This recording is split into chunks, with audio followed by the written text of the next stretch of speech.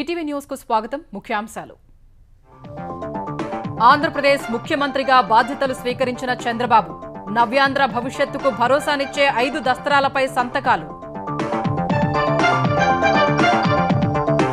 16,347 పోస్టులతో mega డిఎస్సీకి అనుమతి. Land titling act రద్దు, పింఛన్లు పెంపు, అన్నా క్యాంటీన్ల పునరుద్ధరణకు ఆదేశాలు.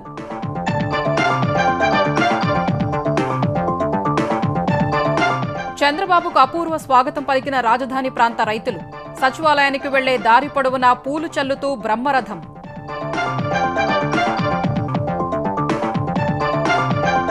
ఏపీని పేదరికం లేని రాష్ట్రంగా తీర్చిదిద్దడమే లక్ష్యమన్న చంద్రబాబు. 2047 నాటికి తెలుగు రాష్ట్రాలు అగ్రగామిగా నిలవాలని ఆకాంక్ష. అధికంగా నీటిని నిల్వ చేసినందునే కాళేశ్వరం బ్యారేజీలో సమస్యలు. జస్టిస్ ఘోష్ కమిషన్ కు వివరించిన సాగురంగ నిపుణుల కమిటీ.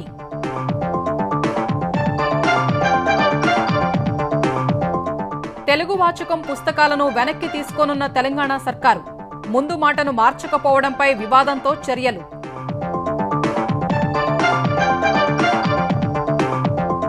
మహిళా శక్తి క్యాంటీన్ల ఏర్పాటుకు తెలంగాణ ప్రభుత్వం చర్యలు.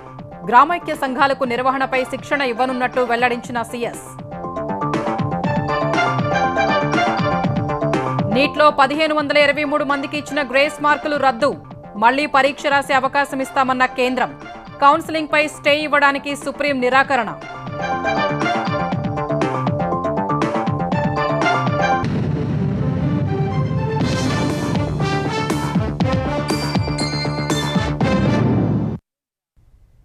ఆంధ్రప్రదేశ్ ముఖ్యమంత్రిగా చంద్రబాబు బాధ్యతలు స్వీకరించారు. నవ్యాంధ్ర భవితకు భరోసా ఇస్తూ 5 కీలక ఎన్నికల హామీల అమలుకు సంబంధించిన దస్త్రాలపై సంతకాలు చేశారు. 16,347 పోస్టులతో మెగా డిఎస్సీ ఫైల్పై మొదటి సంతకం చేసిన చంద్రబాబు తర్వాత ల్యాండ్ టైటిలింగ్ యాక్ట్ రద్దు, పింఛన్లు 4,000కు పెంపు, నైపుణ్య గణన, అన్నా క్యాంటీన్ల పునరుద్ధరణ దస్త్రాలపై సంతకాలు పెట్టారు. అంతకుముందు సీఎంగా బాధ్యతలు చేపట్టేందుకు సచివాలయానికి బయలుదేరిన చంద్రబాబుకు రాజధాని రైతులు అఖండ స్వాగతం పలికారు.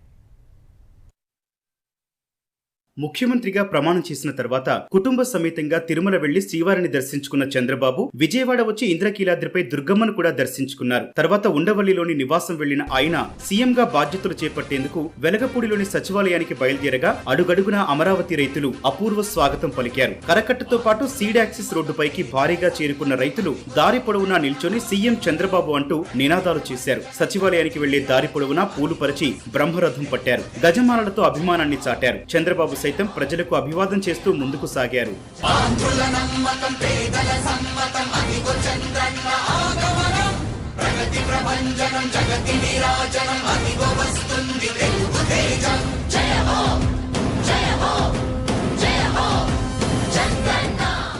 రాజధాని రైతులు ప్రజల అఖండ స్వాగతం మధ్య సచివాలయానికి చేరుకున్న చంద్రబాబు సతీమణి భువనేశ్వరితో కలిసి ప్రత్యేక పూజలు నిర్వహించారు. అనంతరం ఉద్యోగ సంఘాల నేతలు, మంత్రివర్గ సహచరుల సమక్షంలో సాయంత్రం 4:41 ముఖ్యమంత్రిగా బాధ్యతలు చేపట్టారు. వెంటనే ఎన్నికల హామీల అమలు దిశగా 5 కీలక దస్త్రాలపై సంతకాలు చేశారు. 16,347 పోస్టులతో కూడిన మెగా డిఎస్సీ దస్త్రంపై మొదటి సంతకం చేశారు. ల్యాండ్ టైటిలింగ్ యాక్ట్ ను రద్దు చేస్తూ రెండో సంతకం చేశారు. సామాజిక పింఛన్లను ఒకేసారి 4,000 రూపాయలకు పెంచుతూ మూడో సంతకం పెట్టారు. పేదలకు 5 రూపాయలకి అన్నం పెట్టే అన్న క్యాంటీన్లను జగన్ రద్దు చేయగా వాటిని పునరుద్ధరిస్తూ 4వ సంతకం చేశారు. యువతకు నైపుణ్యాభివృద్ధి శిక్షణ ఇప్పించేందుకు వీలుగా నైపుణ్య గణన దస్త్రంపై చంద్రబాబు 5వ సంతకం చేశారు.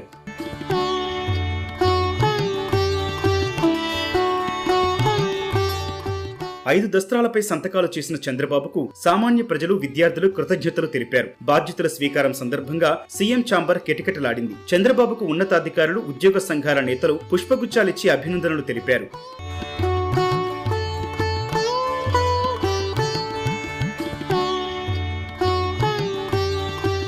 గత వైకాపా ప్రభుత్వంతో అంటకాగిన పలువురు ఐఏఎస్లు, ఐపీఎస్లు చంద్రబాబును కలిసేందుకు యత్నించగా వారికి అనుమతి నిరాకరించారు. ఐఏఎస్ అధికారి శ్రీలక్ష్మి, ఐపీఎస్ అధికారులు పిఎస్ఆర్ ఆంజనేయులు, పివి సునీల్ కుమార్ ముఖ్యమంత్రిని కలిసేందుకు ఆయన కార్యాలయ సిబ్బంది అంగీకరించలేదు.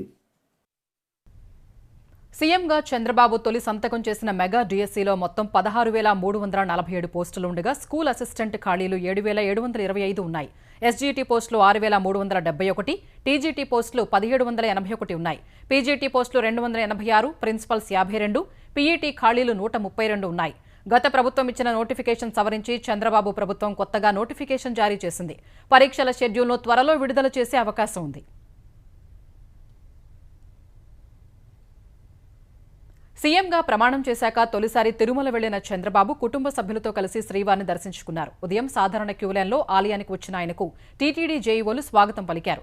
ప్రధాన ద్వారం నుంచి ఆలయంలోకి వెళ్లిన చంద్రబాబు ధ్వజస్తంభానికి మొక్కి గర్భాలయంలో స్వామిని దర్శించుకున్నారు. రంగనాయకుల మండపంలో చంద్రబాబు సహా కుటుంబ సభ్యులకు పండితులు వేదాశీర్వచనం పలికారు. తీర్థ ప్రసాదాలు, శ్రీవారి చిత్రపటాన్ని అందించారు. తర్వాత అఖిలాండం వద్దకు వెళ్లి కొబ్బరికాయలు కొట్టి మొక్కులు చెల్లించుకున్నారు. పెద్దజీయర్ మఠానికి వెళ్లిన చంద్రబాబు ఆశీర్వచనం తీసుకున్నారు. తర్వాత మీడియాతో మాట్లాడిన చంద్రబాబు ఏపీని పేదరికం లేని రాష్ట్రంగా తీర్చిదిద్దటం సహా 2047 నాటికి తెలుగు రాష్ట్రాలు అగ్రగామిగా నిలవడమే తన లక్ష్యమన్నారు. హైదరాబాద్ మాదిరిగానే అమరావతిని తీర్చిదిద్దుతామని, పోలవరం ప్రాజెక్టును పూర్తి చేస్తామని చెప్పారు. 2047కి నా విజన్, నా కమిట్మెంట్ తెలుగు జాతి ప్రపంచంలో నెంబర్ 1గా ఉండాలి. పేదరిక నిర్మూలన ఎంత తొందరగా వీలైతే అంతవరకు చేయాలి. ఆంధ్రప్రదేశ్ రాష్ట్రం నెంబర్ 1 రాష్ట్రంగా ఉండాలి. తెలంగాణ రాష్ట్రం కూడా బాగుండాలి. నేను తెలుగు జాతికి పెద్దగా ఉంటాను తప్ప ఒక 50%, 30% కాదు. ఫస్ట్ నేను చెప్పాను, విభజన జరిగినప్పుడు ఒకటే మాట చెప్పాను, హైదరాబాద్ తెలంగాణకి వెళ్తుంది. మళ్ళీ నేను కష్టపడి మళ్ళీ ఒక నగరాన్ని నిర్మాణం చేయడమే కాకుండా ఆంధ్రప్రదేశ్ అభివృద్ధి చేసి రుణం తీర్చుకుంటాను వచ్చాను.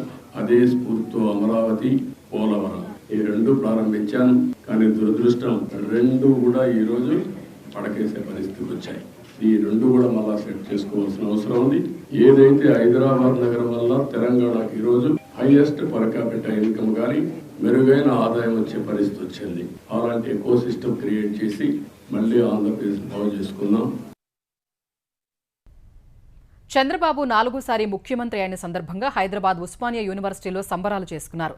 తలారి శ్రీనివాసరావు ఆధ్వర్యంలో ఆర్ట్స్ కళాశాల ఆవరణలో బాణాసంచా కాల్చి చంద్రబాబు చిత్రపటానికి పాలాభిషేకం, పుష్పాభిషేకం చేశారు. తెలుగుదేశం నాయకుడు నరసరెడ్డి కూడా ఈ కార్యక్రమంలో పాల్గొన్నారు. ఈ సందర్భంగా అన్నదాన కార్యక్రమం నిర్వహించారు. కాళేశ్వరం ప్రాజెక్టు ఆనకట్టల నిర్మాణంపై న్యాయ విచారణలో భాగంగా జస్టిస్ పీసీ ఘోష్ కమిషన్ నిపుణుల కమిటీ నుంచి మధ్యంతర నివేదిక కోరింది. 2 వారాల్లో మధ్యంతర నివేదిక ఇవ్వాలని కమిషన్ సూచించింది. విచారణ ప్రక్రియలో భాగంగా వివిధ విభాగాల నిపుణులతో కూడిన కమిటీని ఇప్పటికే ఏర్పాటు చేశారు. ఈ కమిటీ ఇప్పటికే మేడిగడ్డ, అన్నారం, సుందిళ్ల ఆనకట్టల్ని పరిశీలించి క్షేత్రస్థాయిలో పరిస్థితుల్ని అధ్యయనం చేయడం సహా లోపాల్ని పరిశీలించింది. తమ పరిశీలన అధ్యయనంలో వచ్చిన అంశాల్ని కమిటీ సభ్యులు జస్టిస్ పీసీ ఘోష్కు వివరించారు. బ్యారేజీగా నిర్మించి ఎక్కువ నీటిని నిల్వ చేసినందునే సమస్య వచ్చిందని నిపుణులు చెప్పినట్లు తెలిసింది. విజిలెన్స్ నుంచి నివేదిక కోరిన జస్టిస్ పీసీ ఘోష్ అఫిడవిట్ల పరిశీలన తర్వాత బహిరంగ విచారణ నిర్వహించనున్నారు. పారదర్శకంగా విచారణ ప్రక్రియ ఉంటుందన్నారు. సాంకేతిక అంశాల తర్వాతే ఆర్థిక అంశాలపై దృష్టి సారిస్తామని కమిషన్ తెలిపింది. వ్యక్తుల నుంచి ఇతర రూపాల్లో కూడా కమిషన్ సమాచారాన్ని సేకరిస్తోంది. ఈ క్రమంలో జస్టిస్ ఘోష్ ఆకస్మిక పర్యటనలకు వెళ్లే అవకాశం ఉన్నట్లు తెలుస్తోంది. భద్రాద్రి కొత్తగూడెం జిల్లాలోని సీతారామ ప్రాజెక్టు పనుల పురోగతిని తెలంగాణ మంత్రులు పరిశీలించారు. డిప్యూటీ సీఎం భట్టి విక్రమార్క, నీటిపారుదల శాఖ మంత్రి ఉత్తమ్ కుమార్ రెడ్డి సహా మంత్రులు పొంగులేటి శ్రీనివాసరెడ్డి, తుమ్మల నాగేశ్వరరావు ప్రాజెక్టును సందర్శించారు. ప్రాజెక్టు వ్యూ పాయింట్ వద్ద ఏర్పాటు చేసిన ఫోటో ప్రజెంటేషన్ను తిలకించిన వారు క్షేత్రస్థాయిలో పనుల పురోగతిపై అధికారులతో సమీక్షించారు. ఇప్పటివరకు పూర్తయిన ప్రాజెక్టు పనుల వివరాల్ని సాగునీటి అధికారులు మంత్రులకు వివరించారు. తెలంగాణలో మహిళా శక్తి క్యాంటీన్ సర్వీసులు ఏర్పాటు చేయనున్నట్లు ప్రభుత్వ ప్రధాన కార్యదర్శి శాంతికుమారి వెల్లడించారు. మహిళా సంఘాల్ని ఆర్థికంగా బలోపేతం చేయాలన్న ముఖ్యమంత్రి ఆదేశాల మేరకు వచ్చే 2 ఏళ్లలో రాష్ట్ర వ్యాప్తంగా 150 మహిళా శక్తి క్యాంటీన్లు ఏర్పాటు చేయాలని లక్ష్యంగా పెట్టుకున్నట్లు తెలిపారు. మహిళా శక్తి క్యాంటీన్ సర్వీసులపై వివిధ శాఖల అధికారులతో సీఎస్ సమీక్ష నిర్వహించారు. కలెక్టరేట్లు, బస్టాండ్లు, పారిశ్రామిక, పర్యాటక ప్రాంతాల్లో మహిళా శక్తి క్యాంటీన్లు ఏర్పాటు చేస్తామన్న సీఎస్ క్యాంటీన్ల నిర్వహణపై గ్రామైక్య సంఘాలకు శిక్షణ ఇస్తామని తెలిపారు. బెంగాల్లో దీదీకా రసోయ్, కేరళలో అన్నా క్యాంటీన్లపై అధ్యయనం చేశామని తెలిపారు. క్యాంటీన్ల పనితీరు, నిర్వహణ, అవసరమైన స్థలం వంటి అంశాలతో రోడ్ మ్యాప్ తయారు చేయాలని అధికారుల్ని సీఎస్ ఆదేశించారు.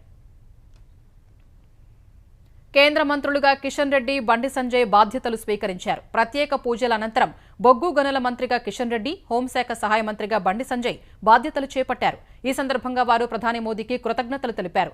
రానున్న రోజుల్లో బొగ్గు దిగుమతిని తగ్గించి దేశీయంగా ఉత్పత్తి పెంచుతామని కిషన్ రెడ్డి చెప్పారు. ఖనిజాల అన్వేషణ, తవ్వకాల ద్వారా ఉపాధి కల్పనకు కృషి చేస్తామని స్పష్టం చేశారు. భారతదేశంలో విద్యుత్ కొత్త లేనటువంటి ఒక నూతన భారతాన్ని నరేంద్ర మోడీ గారు ఈరోజు ఆవిష్కరించారు. బొగ్గు ద్వారానే ఈరోజు విద్యుత్ ఉత్పత్తి అత్యధిక శాతం అవుతా ఉంది.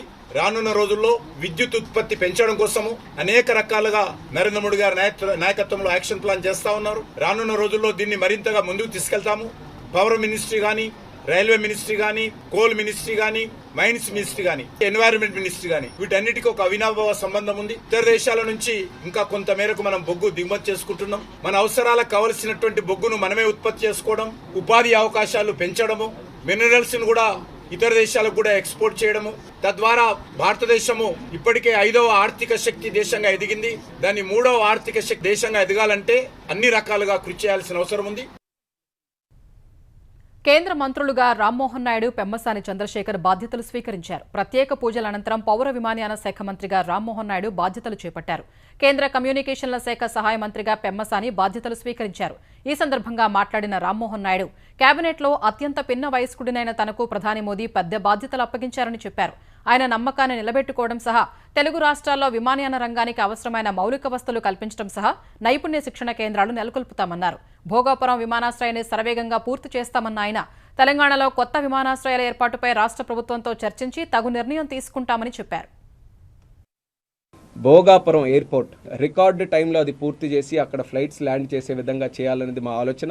విజయవాడ ఎయిర్పోర్ట్ కానీ, తిరుపతి ఎయిర్పోర్ట్ కానీ ఇంటర్నేషనల్ ఎయిర్పోర్ట్స్గా ఉన్నాయి. కనెక్టివిటీ పెంచమని కూడా ఈరోజు చాలా రిక్వెస్ట్ వస్తున్నాయి. రాజమండ్రి కానీ, కడప కానీ, కర్నూలు కానీ వాటికి కూడా కనెక్టివిటీ ఇంప్రూవ్ చేయమంటున్నారు. అక్కడ కూడా ఏవైనా అదనంగా ఇన్ఫ్రాస్ట్రక్చరల్ ఫెసిలిటీస్ కావాలంటే దానికి కూడా పెద్ద ఎత్తున దృష్టి పెట్టి ఏపీలో ఒక మోడల్ స్టేట్గా సివిల్ ఏవియేషన్కి అది కూడా తయారు చేస్తాం. స్కిల్ డెవలప్మెంట్ మీద కూడా దృష్టి పెడతాం. తెలంగాణ రాష్ట్రం నుంచి కూడా ఎయిర్పోర్ట్స్ గురించి రిక్వెస్ట్ ఆల్రెడీ వచ్చాయి. అక్కడ ఉన్న ప్రభుత్వంతో సంప్రదిస్తాం. మంచి ప్రోత్సాహం ఇచ్చి ఆంధ్రప్రదేశ్ రాష్ట్రం, తెలంగాణ రాష్ట్రం అభివృద్ధి చేయడానికి నా వంతుగా పూర్తి సహాయ సహకారాలు నేను అందిస్తానని ఈ సందర్భంగా తెలియజేసుకుంటాను. దేశంలోని ప్రభుత్వ, ప్రైవేటు వైద్య కళాశాలల్లో ఎంబీబీఎస్, బీడీఎస్ కోర్సుల్లో ప్రవేశాల కోసం నిర్వహించిన జాతీయ అర్హత పరీక్ష నీట్లో కొంతమంది అభ్యర్థులకు ఇచ్చిన గ్రేస్ మార్కుల్ని రద్దు చేసినట్టు కేంద్రం తెలిపింది. ప్రశ్నాపత్రం లీకేజీ, ఇతర అవకతవకలు జరిగాయన్న ఆరోపణలపై దాఖలైన పిటిషన్లపై జస్టిస్ విక్రమ్నాథ్, జస్టిస్ అసదుద్దీన్ అమానుల్లాతో కూడిన వెకేషన్ బెంచ్ ఇవాళ మరోసారి విచారణ జరిపింది. ఈ విచారణలో నీట్లో అవకతవకలు జరిగాయనే ఆరోపణలపై తాము వేసిన కమిటీ నివేదిక మేరకు గ్రేస్ మార్కులు రద్దు చేయాలని నిర్ణయం తీసుకున్నట్టు కేంద్రం సుప్రీంకోర్టుకు తెలిపింది. ఇలా గ్రేస్ మార్కులు పొందిన 1563 మందికి జూన్ 23న మరోసారి పరీక్ష నిర్వహించి 30 లోపు ఫలితాలు వెల్లడిస్తామని తెలిపింది. ఆ తర్వాతే కౌన్సిలింగ్ నిర్వహిస్తామని వివరించింది. ఒకవేళ 1563 మంది విద్యార్థులు తిరిగి పరీక్ష రాయకుంటే వారికి గ్రేస్ మార్కులు లేని పాత మార్కులతో కౌన్సిలింగ్ కు హాజరు కావచ్చని తెలిపింది. ఈ వివరణతో సంతృప్తి చెందిన ధర్మాసనం జూలై 6 నుంచి జరిగే కౌన్సిలింగ్ పై స్టే ఇచ్చేందుకు నిరాకరించింది. అయితే నీట్ను రద్దు చేయాలని దాఖలైన పిటిషన్లపై 2 వారాల్లో సమాధానం చెప్పాలని నేషనల్ టెస్టింగ్ ఏజెన్సీ ఎన్టీఏకు నోటీసులు జారీ చేసింది. తదుపరి విచారణ జూలై 8కి వాయిదా వేసింది. నీట్ వ్యవహారంపై సుప్రీంకోర్టు పర్యవేక్షణలో దర్యాప్తు జరిపించాలని కాంగ్రెస్ పార్టీ డిమాండ్ చేసింది. నీట్పై విచారణ జరపాలన్న డిమాండ్పై మోదీ సర్కార్ అనుసరిస్తున్న వైఖరి బాధ్యతారాహిత్యంగా, అనుచితంగా ఉందని మండిపడింది. మోదీ ప్రభుత్వానికి పదవీ ప్రమాణ స్వీకారంతో పాటు విదేశీ పర్యటనలపై ఉన్న శ్రద్ధ నీట్ అంశంపై లేదని Congress విమర్శించింది. We demand a Supreme Court monitored investigation into this entire scandal which has affected around 24 lakh students. Ordinary families have been forced to cough up amounts close to rupees 30 lakhs due to promises given to them by different coaching centers and examination centers. We believe that no inquiry can be a just and fair and comprehensive inquiry if the inquiry is headed by the NTA themselves. The NTA chairperson should be removed. NEET paper leak అయిందన్న ఆరోపణల్ని కేంద్ర విద్యాశాఖ మంత్రి ధర్మేంద్ర ప్రధాన్ తోసిపుచ్చారు. అందుకు ఇప్పటివరకు ఎలాంటి ఆధారాలు లేవన్నారు. National testing agency ఎన్టీఏపై వచ్చిన అవినీతి ఆరోపణలు నిరాధారమని, అది విశ్వసనీయత కలిగిన సంస్థ అని కేంద్ర మంత్రి చెప్పారు. ఈ విషయంలో ఏ విద్యార్థికి అన్యాయం జరగకుండా చూసేందుకు ప్రభుత్వం, ఎన్టీఏ కట్టుబడి ఉన్నాయని ధర్మేంద్ర ప్రధాన్ స్పష్టం చేశారు. क्वेश्चन लीक की कोई भी प्रमाण नहीं है। 1550 बच्चों के लिए जो एक मॉडल अपनाया गया था वो भी कोर्ट रिकमेंडेड एक मॉडल था, लेकिन उसमें से कुछ अनोमलीज आई है। उसके ऊपर भी एक एकेडमिक कमेटी बैठ गई है, उन्होंने रिकमेंडेशन दिया। वो सारा दलील अभी जब हम चर्चा कर रहे हैं कोर्ट के सामने, कोर्ट की फैसला को आने दीजिए। 2 सेट क्वेश्चन 4000 सेंटर में रहते हैं, जजर में नहीं। 6 सेंटर में गलती से जो खुलना चाहिए वो दूसरा खुल गया, उसको फिर अनामोली को ठीक करते हुए आधा घंटा 40 मिनट लॉस हुई, उसमें वो हल्ला हुई है।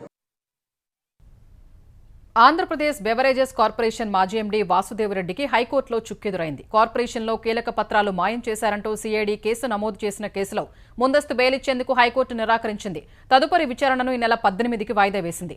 ఈ నెల 18లోపు అరెస్టు నుంచి రక్షణ కల్పించేందుకు హైకోర్టు నిరాకరించింది. సీఐడీ తరపున వాదనలు వినిపించిన న్యాయవాది పోసాని వెంకటేశ్వర్లు వాసుదేవరెడ్డికి ముందస్తు బెయిల్ ఇవ్వొద్దని హైకోర్టును కోరారు. తెలంగాణలో గొర్రెల పంపిణీ పథకం కుంభకోణంపై ఎన్ఫోర్స్మెంట్ డైరెక్టరేట్ రంగంలోకి దిగింది. ఏసీబీ కేసు ఆధారంగా పథకంలో ఆర్థిక అవకతవకలపై కేసు నమోదు చేసిన ఈడీ దర్యాప్తు ప్రారంభించింది. మనీ లాండరింగ్ చట్టం కింద ఈసీఐఆర్ నమోదు చేసిన ఈడీ లోతుగా ఆరా తీస్తోంది. గొర్రెల పంపిణీ పథకంలో 700 కోట్ల రూపాయల మేర అవినీతి జరిగిందని అవినీతి నిరోధక శాఖ తేల్చింది. కేసులో 10 మందిని నిందితులుగా ఏసీబీ గుర్తించింది. ఈ కేసులో ఇప్పటికే పలువురు పశుసంవర్ధక శాఖ అధికారుల్ని పోలీసులు అరెస్ట్ చేశారు.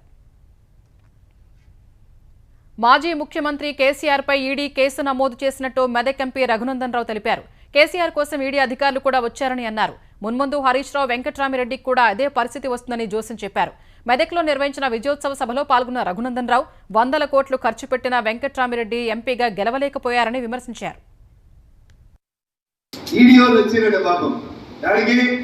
ముఖ్యమంత్రి మాజీ ముఖ్యమంత్రి చంద్రశేఖర్ రావు గారి మీద ఈడీ ఇప్పుడే కొద్దిసేపటి క్రితం కేసు నమోదు చేసింది. చెడగొట్టకురా, ఎవరికి అన్యాయం చేయకురా, అన్యాయం చేస్తే పాపం కలిగి పోతామని చెప్తారా చెప్పరా?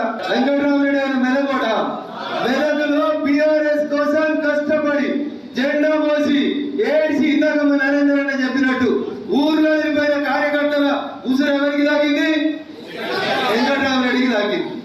200 కోట్లు కాదు, 500 కోట్లు ఖర్చు పెట్టిన వాడు ఎన్నికలలో గెలవడు. జర మొదలైంది ఇప్పుడే. అదే సినిమాలో చిరంజీవి చెప్తాడు, ఏం చెప్తాడు? In front there is crocodile festival. Venkataramareddy గారికి ఉంటుంది ఆ క్రొకడైల్ ఫెస్టివల్, గౌరవనీయులు హరీష్ గారికి ఉంటుంది, మాజీ ముఖ్యమంత్రి చంద్రశేఖర్ రావు గారికి కూడా in front there is crocodile festival. దుబ్బాకల దెబ్బ కొట్టినని చాలా ఎగిరిండి 6 అడుగులు ఉన్నాడు. నిన్న సిద్దిపేటకి ఆయన ఉండగా ఆయన కూర్చున్న మీటింగ్ కి ఎస్కాట్లో ఇంకోటి వస్తాడని కలగట్టడా ఎప్పుడన్నా హరీష్ రావు. తెలంగాణ శాసనమండలి సభ్యులుగా చింతపండు నవీన్ కుమార్ అలియాస్ తీన్మార్ మల్లన్న, నవీన్ కుమార్ రెడ్డి ప్రమాణ స్వీకారం చేశారు. శాసనమండలిలో చైర్మన్ గుత్తా సుఖేందర్ రెడ్డి, తీన్మార్ మల్లన్న, నవీన్ కుమార్ రెడ్డిలతో ఎమ్మెల్సీలుగా ప్రమాణం చేయించారు. నల్గొండ, వరంగల్, ఖమ్మం, పట్టభద్రుల నియోజకవర్గానికి ఇటీవల జరిగిన ఉప ఎన్నికలో కాంగ్రెస్ తరపున తీన్మార్ మల్లన్న గెలుపొందారు. మహబూబ్ నగర్ స్థానిక సంస్థల ఎమ్మెల్సీ ఉప ఎన్నికలో భారాస తరపున నవీన్ కుమార్ రెడ్డి విజయం సాధించారు.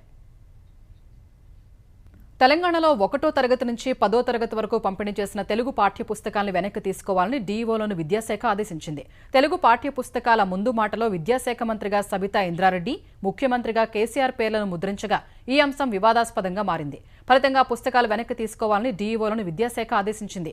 బుధవారం పాఠశాలలు పునఃప్రారంభం కాగా అదే రోజు విద్యార్థులకు పాఠ్యపుస్తకాల పంపిణీ ప్రారంభించారు.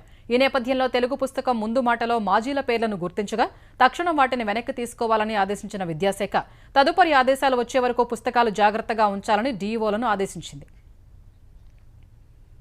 దివంగత రామోజీరావుకు రాజ్యసభ సభ్యుడు కె లక్ష్మణ్ నివాళులర్పించారు. రామోజీ ఫిలిం సిటీకి వెళ్లి కుటుంబ సభ్యుల్ని పరామర్శించారు. రామోజీరావు మరణం పట్ల ప్రగాఢ సానుభూతి తెలిపిన లక్ష్మణ్ ఆయన మరణంతో దేశం గొప్ప ఆణిముత్యాన్ని కోల్పోయిందన్నారు. కాంగ్రెస్ సీనియర్ నేత సుబ్బిరామిరెడ్డి రామోజీరావుకు నివాళులర్పించి కుటుంబ సభ్యుల్ని పరామర్శించారు. తెలంగాణ రహదారులు, భవనాల శాఖ మంత్రి కోమటిరెడ్డి వెంకటరెడ్డి కూడా రామోజీరావుకు నివాళులర్పించారు. ఫిలిం సిటీకి వెళ్లి రామోజీరావు కుటుంబ సభ్యుల్ని పరామర్శించారు. క్రమశిక్షణకు మారుపేరైన రామోజీరావు ప్రజల పక్షాన బలమైన గళం వినిపించారని అన్నారు. మార్గదర్శి చిట్ ఫండ్తో తనకు ఉన్న అనుబంధాన్ని ఈ సందర్భంగా మంత్రి గుర్తు చేసుకున్నారు. ఏ ప్రభుత్వానికి కూడా భయపడకుండా నిక్కచ్చిగా వ్యవహరించే పత్రిక ఒకటే కాదు, ఆయన క్రమశిక్షణ. కానీ నేను 1986లో ఇంజనీరింగ్ అయిపోతే బషీర్బాగ్ మార్గదర్శిలో చిట్ ఫండ్స్లో మెంబర్గా జాయిన్ అయ్యి లోన్ తీసుకొని చిన్న వ్యాపారం చేసుకున్న 1986లో, అంటే దాదాపు 40 సంవత్సరాలు దాటిపోయింది. అలాంటి రామోజీరావు గారు మన తెలుగు జాతికే మర్చిపోలేని వ్యక్తి. ఆయన జాతీయ భద్రతా సలహాదారుగా అజిత్ డోబాల్ను తిరిగి నియమిస్తూ కేంద్ర ప్రభుత్వం ఆదేశాలు జారీ చేసింది. వరుసగా మూడోసారి డోబాల్ను జాతీయ భద్రతా సలహాదారుగా కేంద్రం నియమించింది. ఆయనకు కేబినెట్ మంత్రి హోదా ఉంటుందని స్పష్టం చేసింది. ప్రధాని పదవీకాలంతో సమానంగా లేదా తదుపరి ఆదేశాల వరకు ఆయన పదవిలో కొనసాగుతారని పేర్కొంది. జూన్ 10 నుంచే నియామకం అమల్లోకి వస్తుందని తెలిపింది. ప్రధాని నరేంద్ర మోదీ ముఖ్య కార్యదర్శిగా విశ్రాంత ఐఏఎస్ అధికారి పీకే మిశ్రాను పునర్నియమించారు. ఆయన నియామకం జూన్ 10 నుంచి అమల్లోకి వస్తుందని కేంద్ర ప్రభుత్వం ప్రకటించింది. ఈ మేరకు మిశ్రా పునర్నియామకాన్ని కేబినెట్ నియామకాల కమిటీ ఆమోదించింది. ప్రధాని పదవీకాలంతో సమానంగా మిశ్రా పదవీకాలం ఉంటుందని, లేకుంటే తదుపరి ఆదేశాల వరకు కొనసాగుతారని ప్రభుత్వం పేర్కొంది. ఇదే సమయంలో ప్రధానమంత్రి సలహాదారులుగా అమిత్ ఖరే, తరుణ్ కపూర్లను 2 ఏళ్ల కాలానికి కేంద్ర ప్రభుత్వం నియమించింది. ప్రభుత్వ కార్యదర్శి హోదా వీరికి ఉంటుందని ఆదేశాల్లో పేర్కొంది. కువైట్లో జరిగిన అగ్ని ప్రమాదంలో మృతదేహాల్ని భారత్కు తీసుకొచ్చేందుకు కేంద్ర ప్రభుత్వం చర్యలు చేపట్టింది. విదేశాంగ శాఖ సహాయ మంత్రి కృతివర్ధన్ సింగ్ ఇప్పటికే కువైట్ చేరుకుని ఆసుపత్రిలో చికిత్స పొందుతున్న బాధితుల్ని పరామర్శించారు. మృతదేహాల్ని స్వదేశానికి తెచ్చే చర్యల్ని పర్యవేక్షిస్తున్నారు. భౌతిక కాయాలకు అక్కడి అధికారులు DNA పరీక్షలు చేయిస్తున్నారు. తర్వాత స్వదేశానికి తీసుకొచ్చేందుకు భారత వాయుసేన విమానాన్ని సిద్ధంగా ఉంచింది. అగ్ని ప్రమాదంలో 49 మంది ప్రాణాలు కోల్పోగా వారిలో 42 మంది భారతీయులేనని తెలియంది. ఇది చాలా విషాదకరమైన ఘటనగా అభివర్ణించిన ప్రధాని నరేంద్ర మోదీ కేంద్రం తరపున 2 లక్షల ఎక్స్గ్రేషియా ప్రకటించారు. మృతుల్లో కేరళ వాసుల సంఖ్య 24కు పెరిగింది. మరో 7గురు తీవ్ర గాయాలతో చికిత్స పొందుతున్నారు. మృతుల కుటుంబాలకు 5 లక్షలు ఆర్థిక సాయం చేయాలని కేరళ ప్రభుత్వం నిర్ణయించింది. క్షతగాత్రులకు 1 లక్ష చొప్పున అందిస్తామని తెలిపింది. కేరళ వ్యాపారవేత్త ఎంఏ యూసఫ్ అలీ మృతుల కుటుంబాలకు 5 లక్షలు, మరో వ్యాపారవేత్త రవి పిళ్ళై 2 లక్షల చొప్పున ఇస్తామని కేరళ ప్రభుత్వానికి చెప్పారు. మొత్తంగా మృతుల కుటుంబాలకు 12 లక్షల చొప్పున సాయం అందుతోందని కేరళ సర్కారు తెలిపింది. కువైట్ ఘటనలో 5గురు తమిళులు చనిపోయినట్లు తమిళనాడు ప్రభుత్వం తెలిపింది.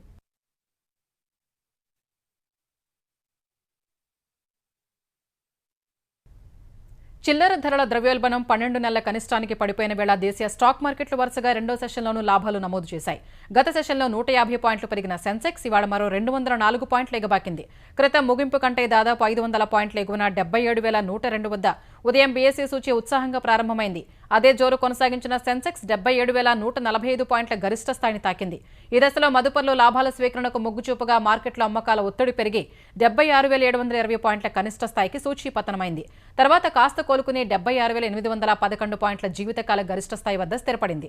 జాతీయ స్టాక్ ఎక్స్చేంజ్ సూచీ నిఫ్టీ 76 పాయింట్లు పెరిగి తాజా రికార్డు గరిష్ట స్థాయి 23,399 వద్ద ముగిసింది.